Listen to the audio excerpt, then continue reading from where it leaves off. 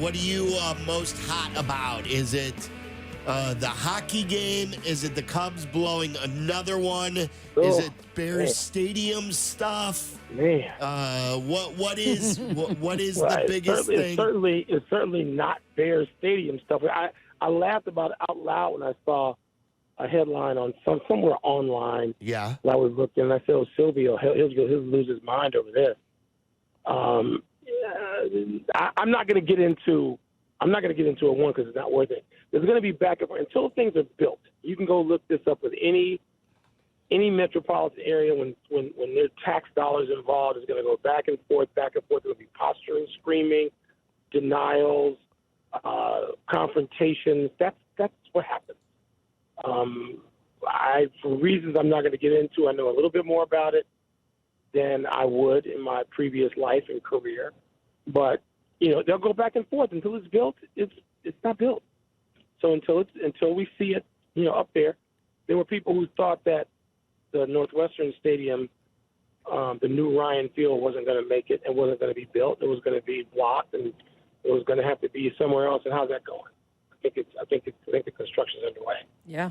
So these things, this is the normal course of action for these type of projects. That's just the deal. Well, when I read that, Michael, I actually was not going crazy over it. Like I've always said, look, until the Bears sell Arlington Heights, that will always still be somewhat of an option. Yeah. But I also believe now, ever since Kevin Warren has made the proclamation, shown us the plans, and I've had on-air and off-air conversations with Kevin, and I totally believe that this is not posturing on Kevin's part, that Kevin Warren is emphatic about building a stadium downtown. And so you don't believe that has changed with the recent headline that you were referring to? I know that hasn't changed, but you still need, if you're Kevin Warren, you still need leverage to get done what you need to get done. And until they sell that land, you set that up perfectly. So no, I don't. No, I pay it zero attention. And there's going to be many of these along the way. Many. This thing can't get done for 5 years or more. And so, we're talking about a lot of money at stake. So there's going to be some back and forth, a lot of it. Not all, and it's going to be contentious at times.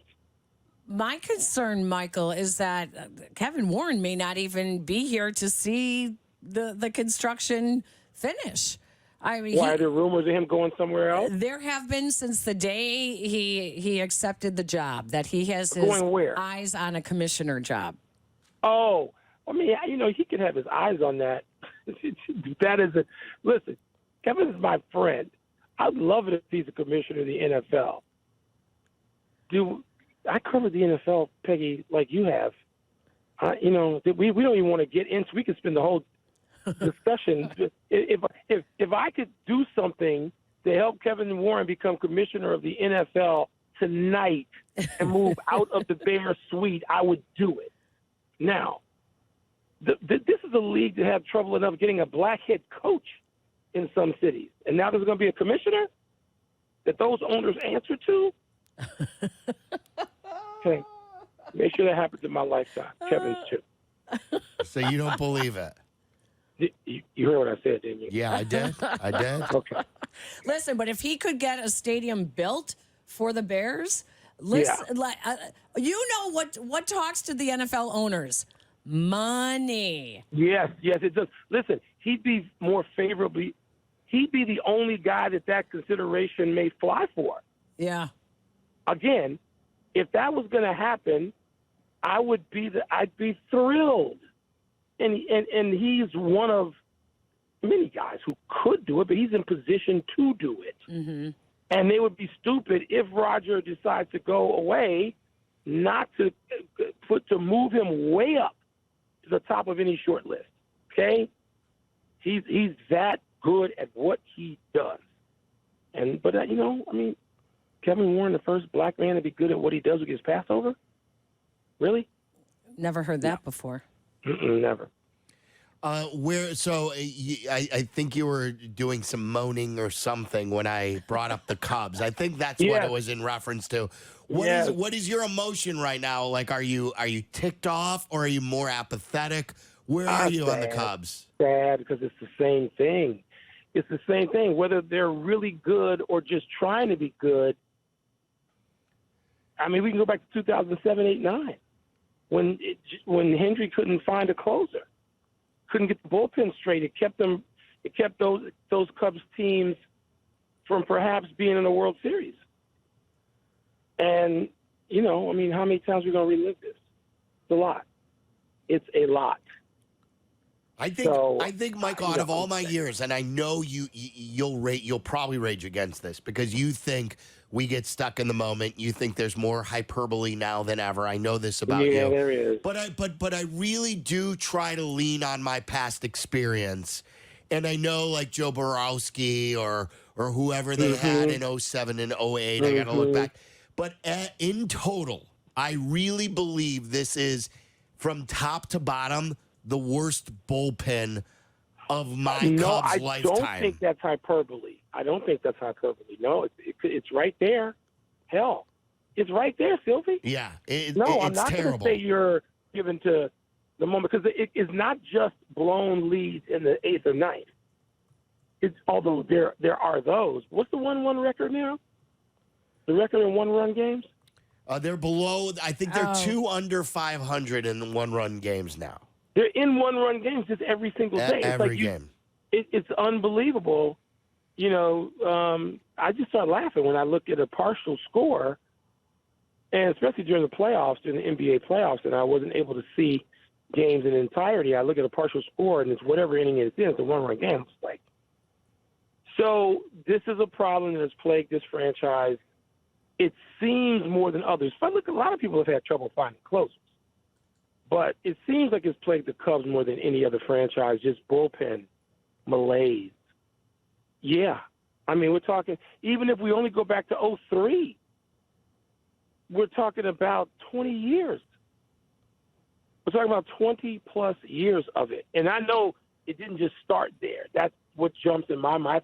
That's my own recency bias. Yes, my recency bias could be 20 years. But, yeah, man, I'm with you. I don't think there's hyperbole at all. So, like, even last night, and this may surprise you about me, I watched the hockey game. I checked in on the Cubs. They're up 4-0. Right. Then Steele gave up a couple of bombs. It's 4-2. And I said, and I'm a little under the weather. I said, look, I'm under the weather. It's a West Coast game. I know how a lot of these games have gone. I'm better off going to sleep and finding out in the morning that they blew the game than sticking with this, losing more sleep over another loss. And sure enough, I made the right call. Like, I wasn't going to stick with him. Silvy, I'm worse than you. I didn't even turn on. I didn't click over. So now I'm out of my basketball, drama, and I'm sitting there watching, Game 7 like a lot of other people, and I see the partial. I'm like, you know what? I'm not even going over to this. I'm not gonna get myself in just a rotten mood for the next couple of days because I see something that's going to make me upset, and then voila. So yeah, I'm at that stage where that's why I said it's not hyperbole, and I feel bad for the rest of the team because if they won their share of these that are just preposterous endings, then they'd be 2 or 3 games over and they'd be in the number 2 wild card spot or something like that. But as it is now, it's just a slow death. Slow death. We're going to watch this all summer. Speaking of basketball drama, is Bronny James going to get drafted in the first round? I can't imagine that. Right? I can't imagine it, Peggy. But I'm not gonna say no. I'm not because somebody may have. The Lakers better not do it. Right. If they plan on helping Bronny James's father win some games this year or next year. So I can't see it. I don't even know that he'll be drafted in the second round. I guess the Lakers figure they have to do it with the 54th pick or whatever it is. I mean, the thing is now, I just went through the draft since 2014 earlier today to prepare for our show, for Party Interruption. And it's amazing the people you can get that are gotten now late in the first round and even early in the second. Guys who can contribute. Like like on Minnesota, isn't Anderson in slow-mo a second-round draft pick? I think he is. There's guys that, like, are rotation players. I'm not even go with the extremes like Jalen Brunson, Right. who was chosen with the 3rd pick in the 2nd round. I'm not going there. I'm not going to Joker, an MVP 2 times or 3 times or whatever it is. I lost track. But, you know, you can get players that really can help your team. This is why, and Peggy Sylvia's, I'm sure, tired of me saying this, but for the last, 6 months, as we talk about the Bulls and the draft, this is what you have to do to become great. There are people, I don't have it in front of me anymore because I'm in a car headed to the airport here in Phoenix, but there are people that, like Anunoby, and they're players who were chosen 25th and 27th.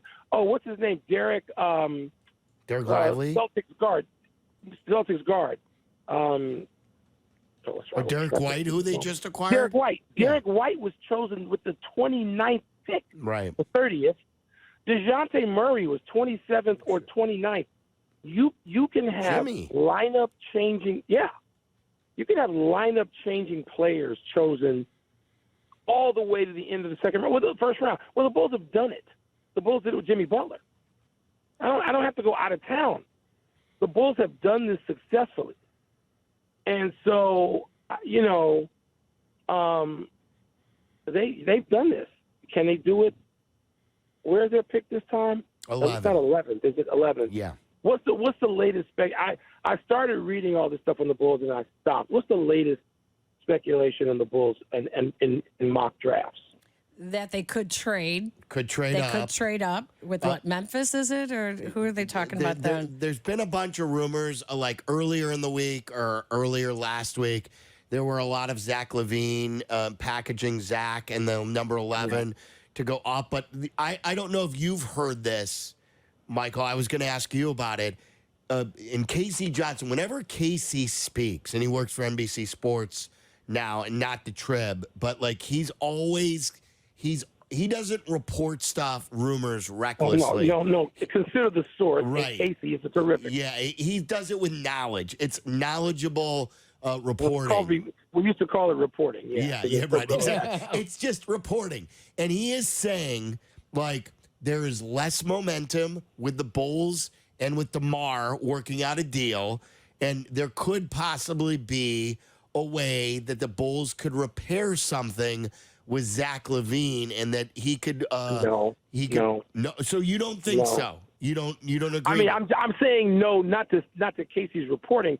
I'm saying no. Zach LaVine's a lost cause. Okay, because he's saying it could be like Josh Giddey next to Zach LaVine could be a way to repair the relationship. If Zach LaVine is your second best player, you don't have anything.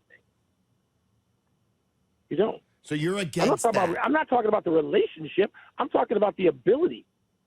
Zach LaVine is not going to be a player that's a serious 1 or 2 on a real playoff team. We've seen that. That ship has sailed.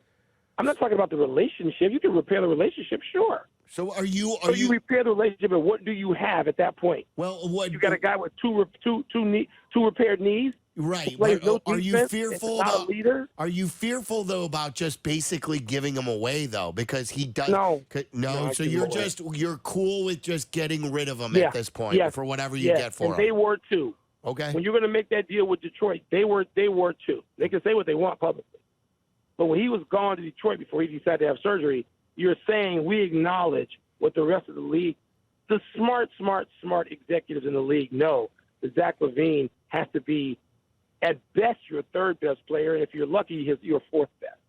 And he better be on a team with real strong leadership, because he's not bringing any to the table himself.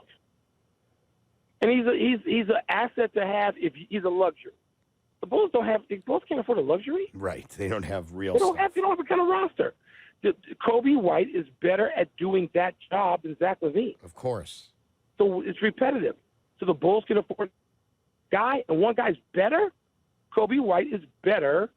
He's a better player, better two-way, better a guy that you want on your team. And if you ask 30 GMs that, I don't know, I would think 25 of them would take Kobe White. So what's the point of having Zach LaVine? It will be interesting to see what they do. One other basketball note. This is Peggy and I were talking about this. We're on the same page. I want to know where you are. You know JJ Redick. We don't.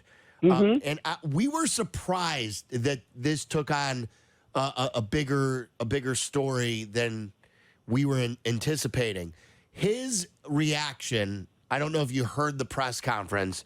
I watched the whole thing. Okay, so when he was asked about he was asked the question about the misconception about him and if there's anything he would like to dispel. He dropped the F-bomb. And he dropped the F-bomb. There were people who I looked to who were like turned off and were saying that's not a place to swear. That's a press conference. We don't. Okay. What did you say again? Get a life. Get a life.